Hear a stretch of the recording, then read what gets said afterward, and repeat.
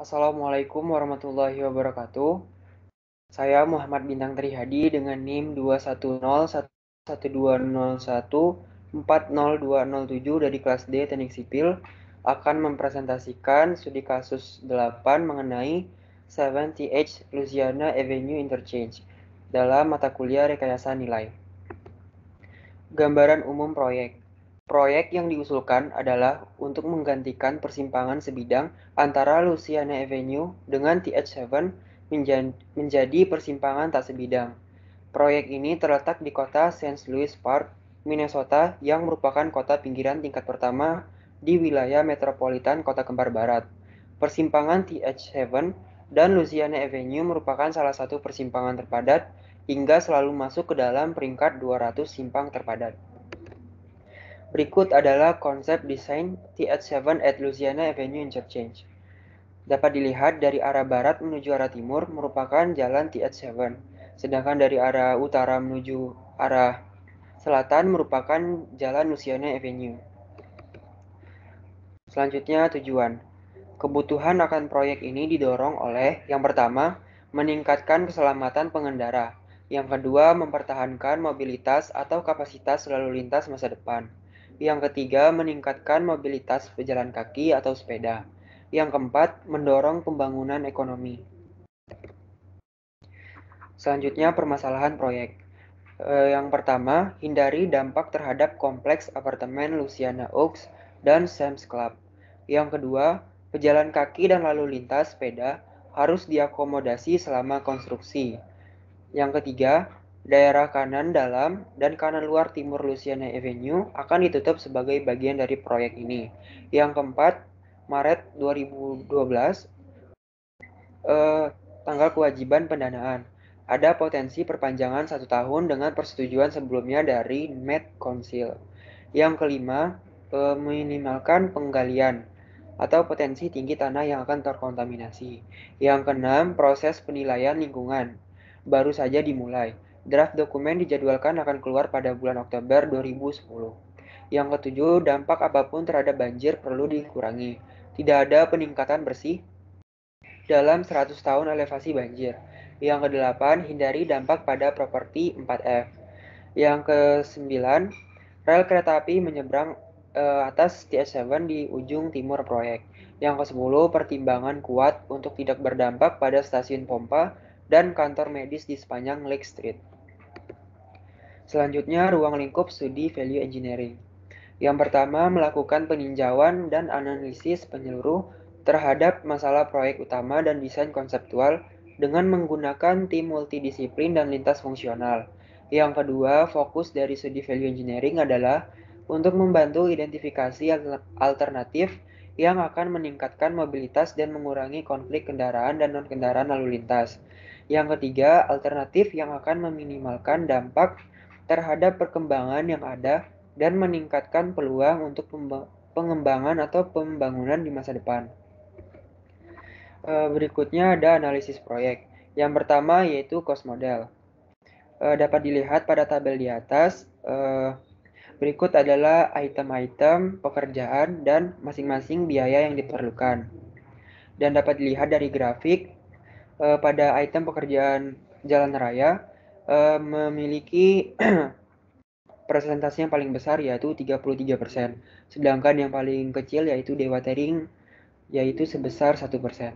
Model ini disusun untuk mengidentifikasi elemen konstruksi utama atau kategori perdagangan, perkiraan biaya perancang, dan persentase total biaya proyek untuk item biaya yang signifikan. Yang kedua ada analisis fungsi. Analisis fungsi mengubah elemen proyek menjadi fungsi yang menggerakkan tim value engineering menjauh dari desain asli dan membawa ke konsep fungsional proyek. Fungsi didefinisikan dalam kata kerja, kata benda, pernyataan untuk mengurangi kebutuhan proyek ke tingkat yang paling elemental. Yang ketiga yaitu ada phase diagram. Selanjutnya yaitu evaluasi ide. Daftar ide dikelompokkan berdasarkan fungsi atau elemen proyek utama. Setiap ide dibandingkan dengan konsep dasar untuk masing-masing atribut kinerja untuk menentukan apakah itu lebih baik daripada, sama dengan, atau lebih buruk dari konsep asli. Total terdapat 44 ide baru yang dihasilkan. Tim Value Engineering memberikan 8 rekomendasi yang menghasilkan penghematan bersih atau net cost saving sekitar 3,9 juta US dollar sampai 5,1 juta US dollar, serta performa yang diberikan meningkat 7-11%. Berikut adalah rangkuman rekomendasi dari proyek TH7 at Louisiana Avenue Interchange. Selanjutnya yaitu strategi implementasi. Pada strategi implementasi dibagi menjadi 3 skenario. Pada skenario A terdapat rekomendasi 1, 2, dan 3, dan 4. Dengan penghematan biaya sebesar 4,1 juta US dollar dan peningkatan performa sebesar 8%. Selanjutnya skenario B. Pada skenario B memiliki rekomendasi 5A, 1, 2, dan 4. Dengan penghematan sebesar 5,1 juta US dollar dan peningkatan performa sebesar 7%. Yang ketiga yaitu skenario C dengan rekomendasi 5B, 1, 2, dan 4. Mendapat penghematan sebesar 3,9 juta US dollar dan peningkatan performa sebesar 11%. Selanjutnya yaitu pertimbangan desain. Tim Value Engineering memberikan beberapa macam ide untuk dipertimbangkan oleh tim project. Beberapa macam ide di bawah ini mewakili ide-ide yang umum, meliputi menggunakan dinding MSA, merendahkan profil bukit pada TH7 antara Texas Avenue dengan Louisiana Avenue untuk mempermudah pengambilan material. Karena harga baja yang sedang murah, maka pertimbangkan merencanakan jembatan steel girder. Rencanakan 2 jembatan daripada 1 jembatan, termasuk transit pada desain final. Pertimbangkan perencanaan taman pada bundaran dan boulevard. Menggunakan beton daripada aspal untuk perkerasan pada bundaran. Menggunakan accelerated bridge construction. Penjelasan bisa dilihat di halaman berikutnya. Selanjutnya tahap konstruksi. Tim Value Engineering harus mempertimbangkan bagaimana skenario dan ide yang terpilih dapat terlaksana saat konstruksi. Ketika profil pada Louisiana Avenue diturunkan, maka pelaksanaan konstruksi akan bertambah rumit karena manajemen lalu lintas harus diatur agar tidak mengganggu lalu lintas yang ada. Berikut adalah rekomendasi untuk pengaturan lalu lintas saat konstruksi berlangsung. Yang pertama ada rekomendasi S1. Terdiri dari yang pertama yaitu rencanakan bundaran sementara pada tenggara dan barat laut. Yang kedua, pindah perempatan pada Louisiana Avenue dan TH7 pada perempatan Lake Sands dan TH7. Yang ketiga, pelaksanaan konstruksi di TH7 1,5 pada satu waktu. Yang kedua ada rekomendasi S2, yaitu memindahkan lalu lintas pada TH7 ke selatan, kemudian pelaksanaan konstruksi TH7 secara keseluruhan. Yang ketiga ada rekomendasi S3, yaitu memindahkan lalu lintas pada TH7 menggunakan Lake Street, kemudian pelaksanaan konstruksi TH7 secara keseluruhan. Yang keempat ada rekomendasi S4, yaitu memindahkan lalu lintas Louisiana Avenue ke timur pada saat profil direndahkan. Selanjutnya masuk ke pertimbangan desain rekomendasi. Rekomendasi 1A, yaitu ground improvement. Dengan konsep asli memindahkan tanah yang terkontaminasi serta gambut dan menggantikannya dengan tanah uruk. Dan diasumsikan membutuhkan sheeting dan shoring sementara untuk menjaga proses pengerukan yang stabil dengan kedalaman 35 feet di barat jembatan. Konsep rekomendasinya menggunakan metode ground improvement daripada pengerukan tanah gambut. Dengan keuntungan yang pertama yaitu mengurangi terbuangnya tanah yang terkontaminasi, yang kedua memiliki efek pengawetan, yang ketiga mempersingkat jadwal, yang keempat mengurangi tanah uruk, yang kelima mengurangi kebisingan, dan yang keenam mengurangi settlement pada tanah. Dengan memiliki kerugian yaitu yang pertama membutuhkan untuk disubkontraktorkan, yang kedua resiko terhadap gelombang tanah di luar area konstruksi. Dengan cost summary mampu menghemat biaya sebesar 2,4 juta US dollar dari biaya awal sebesar 4,4 juta US dollar menjadi 2 juta US dollar. Peningkatan performa sebesar 9%. Lalu ada metode ground improvement. Yang pertama yaitu ada deep soil mixing, yang kedua ada stone column, yang ketiga ada fibrocompaction, yang keempat ada blast densification, yang kelima ada dynamic deep compaction. Rekomendasi 1B yaitu membahas mengenai lightweight fill. Dengan konsep asli sama seperti rekomendasi 1A, dengan konsep aslinya sama seperti rekomendasi 1A, dan konsep rekomendasinya yaitu menggunakan urugan atau timbunan ringan yaitu IPS gypsum atau pecahan ban. Memiliki keuntungan yang pertama yaitu mengurangi settlement pada tanah, yang kedua mengurangi pengerukan tanah gambut, yang ketiga mempersingkat jadwal, dan yang keempat mengurangi tanah uruk. Dengan dapat kerugian yaitu yang pertama membutuhkan desain yang rumit untuk bagian lain seperti drainase, guardrail, dan lain sebagainya. Yang kedua yaitu resiko terhadap foam maupun petroleum. Dan mendapat consumeris mampu menghemat biaya sebesar 2,2 juta US dollar dan performa berkurang 2%. Lanjut ke rekomendasi 1C, yaitu fill supported fill. Dengan konsep asli sama seperti rekomendasi 1A dan 1C, konsep rekomendasinya yaitu menggunakan tiang pancang atau drilling pile, menggunakan auger cast fill pada area dengan tanah bertekanan atau compressible. Memiliki keuntungan yang pertama yaitu mengurangi pengerukan atau ekskavasi. Yang kedua, mengurangi maintenance jangka panjang. Yang ketiga, mengurangi resiko pekerjaan jembatan. Dan yang keempat yaitu mampu mengurangi biaya berlebihan. Dan terdapat beberapa kerugian. Yang pertama yaitu polusi suara. Yang kedua yaitu membutuhkan koordinasi dengan sheet filling yang akan dibutuhkan pada konstruksi jembatan.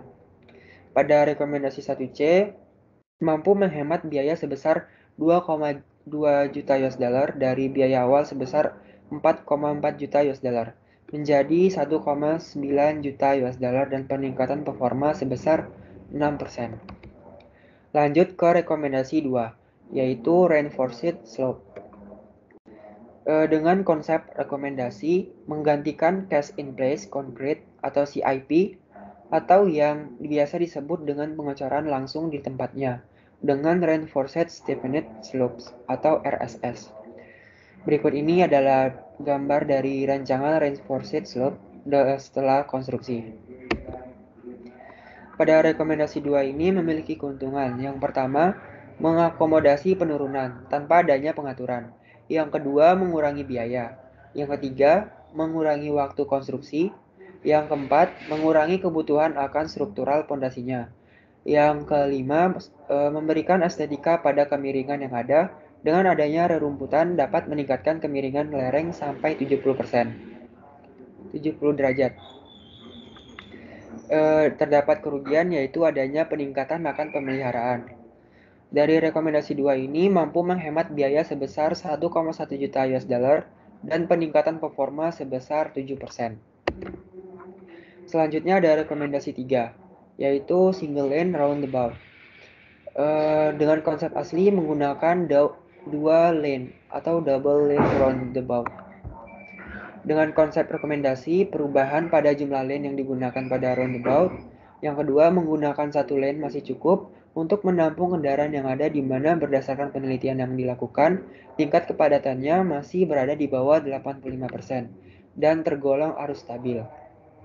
Yang ketiga, pada tahun 2031 dapat ditingkatkan menjadi 2 lane dikarenakan tingkat kepadatannya telah melebihi 85%. Pada rekomendasi 3 ini memiliki keuntungan yang pertama yaitu mampu mengurangi konflik yang ada. Yang kedua, lebih mudah untuk navigasi dan perspektif pengemudi. Yang ketiga, lebih mudah dikembangkan ke depannya saat dibutuhkan. Dan memiliki kerugian yang pertama yaitu tidak dapat menghandle pada tahun 2031 dikarenakan peningkatan arus. Yang kedua, limpasan permukaan akan dibutuhkan untuk dipindahkan ke depannya. Pada rekomendasi 3 ini mampu menghemat biaya sebesar 0,5 juta US dollar dan peningkatan performa 11%. Selanjutnya rekomendasi 4, yaitu mengenai remove median. Konsep rekomendasinya yaitu menghapus median yang ada dari original desainnya dikarenakan untuk memberikan rasa yang lebih urban ke jalan bagi pengguna jalan tersebut, di mana juga dengan menghilangkan median jalan dapat memberikan keamanan pada 4 lajur 2 arah mendekati belokan serta dengan dihilangkannya median yang ada dapat mengurangi kecepatan dan memberikan rasa tenang bagi pengendara yang ada. Dapat dilihat pada gambar yang di lingkari merah itu merupakan median yang akan dihilangkan.